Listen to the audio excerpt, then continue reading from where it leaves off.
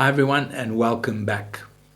Many years ago, I was sharing at a leadership conference, and after the first session, a pastor and his wife came up to me and they said, listen, we want to thank you for what you shared today because we've been very discouraged. In fact, we've resigned our position in the church and we've stepped back and we don't really know what to do with our lives. We've kind of lost direction and hope. And I said to them, you know what? I want to encourage you because nearly 15 or 16 years ago, I went to a park. I wasn't a Christian.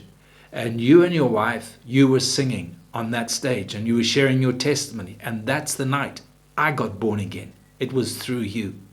I mean, isn't that amazing? All those years later, in a completely different country, in a completely different setting, God, by His grace, just brought us together once again.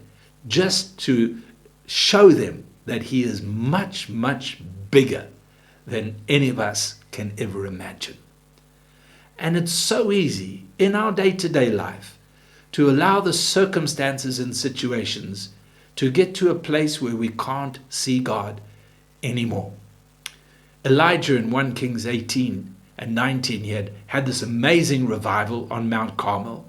Then he hears a word from the king's wife that she is going to kill him, and he runs into the desert to get away because he's full of fear.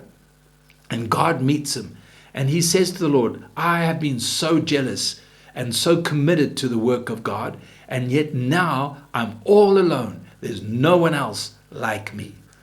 And God rebukes him and says to him, Elijah, you've done well. But you don't realize that there are 7,000 others just like you who have not bowed their knee. Elijah didn't see the bigger picture. He just saw his own small situation. And you see, that's very often the situation or case we find ourselves in.